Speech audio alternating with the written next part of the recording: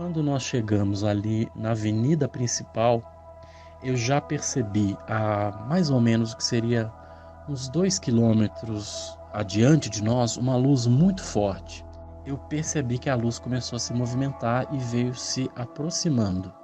E ela veio se aproximando lentamente em linha reta, seguindo como se fosse o perfil dessa avenida. Quando a luz foi realmente chegando mais perto de nós, eu vi que ela estava muito baixa. E aí eu chamei a atenção da minha amiga. Olha, eu falei, olha, eu não quero te assustar, não. Mas eu tô vendo uma luz ali na frente. E essa luz tá. Eu tô achando que essa luz tá vindo no nosso encontro, na nossa direção. Ela olhou, a gente viu a luz. E esse objeto, ele era redondo, ele continuou bem luminoso, branco, uma luz constante, não piscava nem nada. E quando ele se aproximou mesmo, baixo, a luz muito intensa, ele apagou. Então é como se eu visse a parte de baixo. A minha impressão é que ele fosse branco, arredondado, mas ele tinha aspecto de metal, né?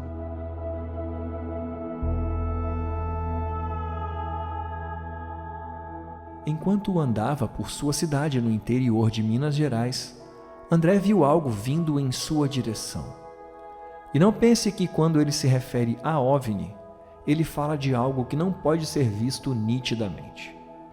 No relato de hoje você escuta com todos os detalhes uma possível e iminente tentativa de abdução. Eu sou o Zero, seu anfitrião, e esta é a fita número 129 dos Relatos Flutuantes. Explicáveis ou não, relatos ufológicos surgem aos montes, a cada dia, hora e minuto. Quantos deles você conhece? E quantos casos sequer são relatados? Ajeite seus fones de ouvido e esteja preparado para experimentar um deles agora.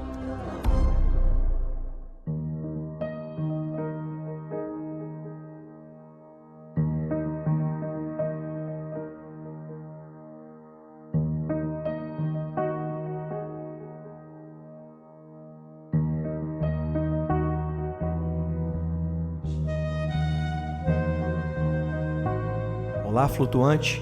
Seja bem-vindo de volta à nave e ao novo ciclo de 2023.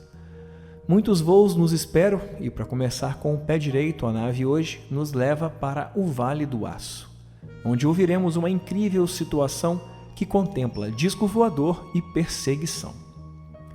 Para fortalecer a nave, eu te lembro que o nosso podcast é um projeto colaborativo e o seu relato é fundamental. Então, se você tem uma história para nos contar, envie o seu áudio para o WhatsApp 28 999 8341 185. Outra forma de ajudar e ainda escutar uma coleção de relatos exclusivos e mais um por mês é se tornando um comissário de bordo através do site apoia.se/relatos flutuantes. Também te lembro que nós temos uma loja, a Loja Flutuante, e lá você encontra a maior coleção de camisas ufológicas do Brasil, além de outras coleções de filmes de terror e sci-fi. E para fechar, um último pedido.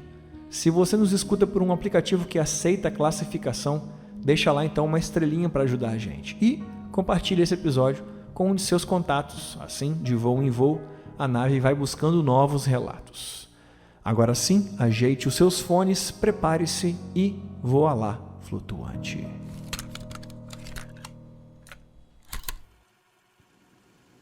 Olá, a equipe do Relatos, olá Zero, olá a todos os ouvintes desse podcast. Meu nome é André, eu sou de Minas Gerais e depois de ouvir uma série de relatos aqui no canal, eu achei interessante mandar também a minha contribuição.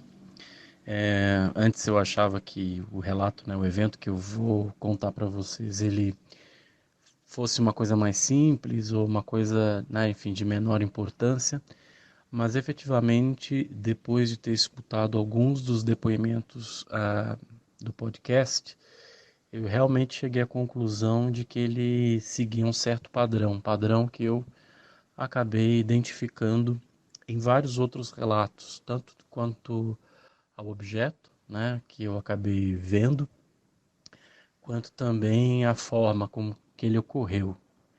Eu vou fazer um relato relativo a uma região que não é muito contemplada geralmente nos relatos sobre OVNIs, que é a região do Vale do Aço, em Minas Gerais. Para quem não conhece, é a região que é composta pelas cidades de Ipatinga, Coronel Fabriciano, Timóteo, fica entre Belo Horizonte e o Vale do Rio Doce, ou seja, a região ali de Governador Valadares. É uma região altamente industrializada, a gente tem várias siderúrgicas, é uma região de mineração, portanto tem também uma estrada de ferro muito importante, que é a Vitória Minas, então é uma região que tem esse perfil. Ao mesmo tempo, é uma região que é cercada de uma reserva de Mata Atlântica, tem vários rios, né? O mais famoso ali é o Rio Doce, talvez, então é um ambiente bastante peculiar. E esse evento que eu relato, ele deve ter ocorrido, provavelmente ocorreu em 1990, num bairro que é um bairro essencialmente residencial da cidade, e ocorreu comigo e uma colega de colégio. O interessante desse caso, né, a coisa mais curiosa para mim desse caso é que eu lembro desse evento, mas a minha amiga não se lembra. Eu mantive contato com ela muito tempo depois, nós ainda convivemos, né, enfim, em cidades diferentes, mas temos contato, e ela efetivamente não se lembra desse ocorrido. Então isso sempre despertou muito a minha atenção. Não sei se é uma questão mesmo ali dela, mas aparentemente não. Ela realmente não registrou. Alguma coisa ocorre que ela não registrou esse evento.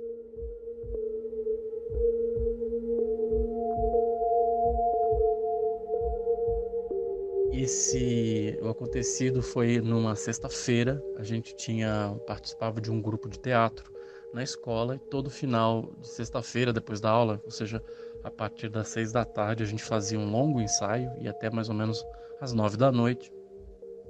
E nesse dia, então, a gente estava voltando para casa e a gente desceu a rua do colégio. Esse bairro que eu comento com vocês, ele é bastante peculiar, ele fica cercado justamente por uma série de trechos de mata, então é como se fosse uma cidade pequena dentro de uma cidade grande, né? Ele é bastante isolado, tem montanhas na frente, atrás, do outro lado tem o rio, então não tinha muito movimento nessa hora que a gente saiu aí por volta das 9 da noite. Então nós descemos a rua do colégio e essa rua terminava na avenida principal do bairro. E viemos conversando. Quando nós chegamos ali na avenida principal, eu já percebi a mais ou menos o que seria uns 2 quilômetros adiante de nós, uma luz muito forte.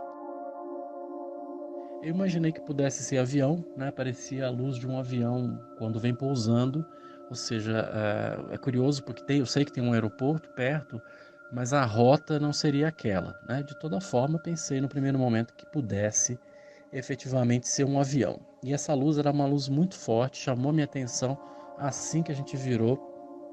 Então eu estava nessa avenida principal e lá na frente, na montanha que fazia limite do bairro, lá na frente, eu vi essa luz. Nós seguimos andando e à medida que a gente avançou uns 2 quarteirões, eu percebi que a luz começou a se movimentar e veio se aproximando. E ela veio se aproximando lentamente em linha reta, seguindo como se fosse o perfil dessa avenida. E quando a luz foi realmente chegando mais perto de nós, eu vi que ela estava muito baixa. E aí eu chamei a atenção da minha amiga. Olha, eu falei, olha, eu não quero te assustar, não, mas eu tô vendo uma luz ali na frente. E essa luz eu tô achando que essa luz tá vindo no nosso encontro, na nossa direção. Ela olhou, a gente viu a luz. E esse objeto realmente continuou. Ele era redondo, ele continuou bem luminoso, branco, uma luz constante, não piscava nem nada. E ele chegou até nós, até onde a gente estava, que era mais ou menos no centro do bairro. Havia um cruzamento importante, tinha uma igreja. E quando ele se aproximou mesmo, baixo, a luz muito intensa, ele apagou. E no que ele apagou, eu percebi que ele devia estar assim, no máximo, entre 50 e 70 metros de altura. Era noite, são só casas baixas, né, naquele pedaço, iluminação de bairro. E o que eu consegui perceber é o seguinte: a impressão que eu tinha é que era o bojo de um helicóptero, quando a gente olha aquela parte arredondada do helicóptero, só que de metal branco, um metal meio claro. Nesse momento, a luz que iluminava era só a luz dos postes, né, de iluminação da cidade. Então era como se eu visse a parte de baixo. Eu via que era um metal um pouco mais claro. A minha impressão é que ele fosse branco, arredondado. Não vi janelas, nem nada que pudesse me mostrar o interior desse objeto. Então ele parecia, como eu dizia, um grande bojo de helicóptero, um balão, talvez, né? Essa descrição do balão também às vezes me ocorre, de pensar que era um balão, mas ele tinha aspecto de metal, né? A minha impressão foi essa.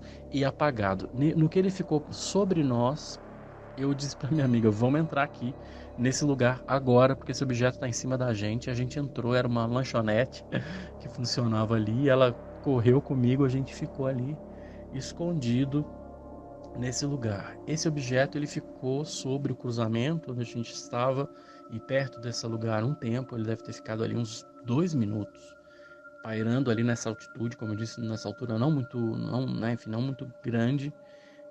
E à medida em que a gente olhou e que nada aconteceu, ele foi retornando pelo mesmo eixo bastante devagar. Ele não acendeu, ele foi se dirigindo para o horizonte muito devagar.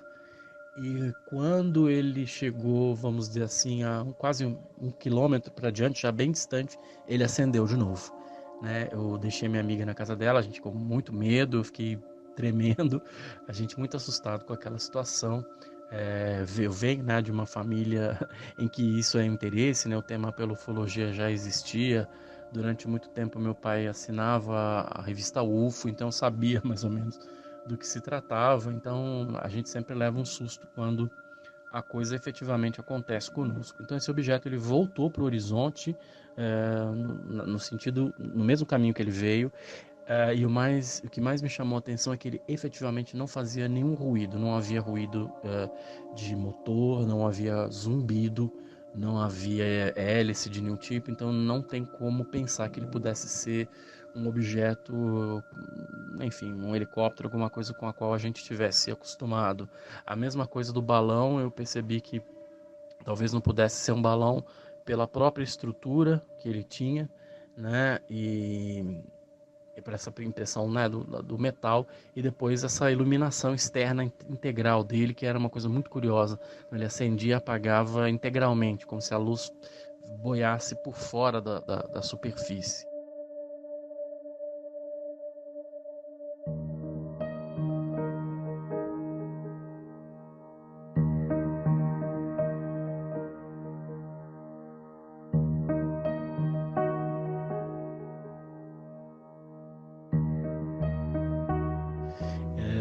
E é muito curioso, né? Enfim, também na cidade de Ipatinga, por volta aí dos anos 90, entre 90 e 97, nós vamos ver uma série de relatos de aparições de objetos, objetos que aparecem no céu da cidade. Em 97, por exemplo, a gente tem avistamentos que são relatados também por pilotos. Em 97 a gente tem na região de Governador Valadares um caso de abdução relatado. Isso até a gente acha no YouTube, no Pico do Ibituruna, que é uma montanha ali importante, famosa no Vale do Rio Doce. Então a gente pensa... Parece história de pescador. Um morador de Governador Valadares, em Minas Gerais, jura que foi levado por um disco voador. A história virou caso de polícia. Governador Valadares, Pico do Ibituruna. Seu Plínio subia o morro voltando para casa. Eu estava sentado aqui, ó. Aí o disco apareceu aqui, ó. Ele ocupou a estrada, primeira pessoa, desceu. Me convidaram para ir para Marte e eu fui. É isso mesmo. Seu Plínio Bragato, 87 anos, jura que foi abduzido. Dentro da nave é um salão só. É tudo azul. Tem um cheiro de flor de laranja lá dentro. O vovô teria sido levado porque os seres de outro planeta queriam estudar o corpo humano. Um aparelho, tinha umas pontas assim de vidro, ele encostava assim em todo lugar que tinha junto e dava um choquinho. Os ETs seriam assim, grandalhões, mais ou menos 2,10 metros de altura e com unhas enormes. Seriam 4. A polícia chegou a investigar o caso fez até um retrato falado dos extraterrestres a partir do depoimento do marceneiro. O caso foi registrado a 520 quilômetros de Governador Valadares. Seu Plínio teria sido deixado pelos ETs em Montes Claros. No local onde ele teria sido abduzido, havia marcas no solo que seria a base da nave espacial que o teria abduzido. O senhor ficou quanto tempo com eles? Eu fiquei 8 horas. Verdade ou não, a história que teria acontecido há quase 12 anos ganhou um monumento no alto do pico. Diferente, estranho, né? Esquisito, né? E a nave era assim, seu Bragato? 3 tamanhos desse daí, ué. Seu Plínio, a cada pôr do sol, renova as esperanças de repetir as façanhas daquela noite. Se já aparecer, eu volto. Vou ver se levo mais alguém, né? Quem seria? Pode ser até você. Cuidado. Então a gente percebe que houve ali uma movimentação ou algum tipo de momento especial dos OVNIs naquela região, né?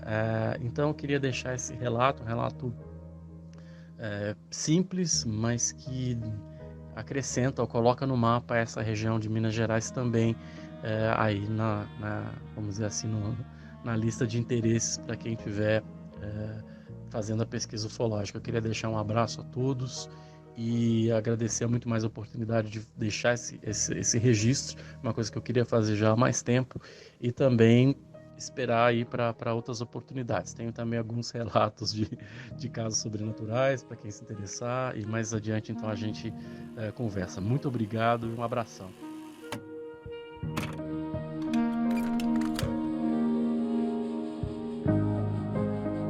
Esse foi o André com o seu relato. E se você conhece alguém que tem uma história parecida, ou alguém dessa região que ele citou, compartilhe esse episódio com ela. Dessa forma, a gente tenta conectar os relatos e vamos criando uma grande teia da casuística brasileira, através dos relatos flutuantes. Por falar nisso, você conhece o UFO Maps? Agora nós temos um mapa interativo com todos os relatos já publicados. E você pode acessar tudo isso num clique aqui na descrição deste episódio. Nos acompanhe também no Instagram como Relatos Flutuantes e no Twitter como rflutuantes. Agora, se você já é um apoiador, a partir de agora eu te lembro que a gente inicia um pequeno debate em nosso grupo secreto. E se você ainda não é e quer fazer parte do grupo, clica então no primeiro link aqui na descrição desse episódio. Então eu vou aproveitar aqui e vou dar as boas-vindas aos mais novos comissários de bordo, Giovana, Juliana e Leandro, que acabaram de embarcar nessa última semana em nossa nave e já deve estar desfrutando de todo o material exclusivo. Gente, muito obrigado. Por aqui nós vamos ficando. Até quinta-feira que vem. Aperte bem o cinto e não se esqueça. Nós somos uma nave.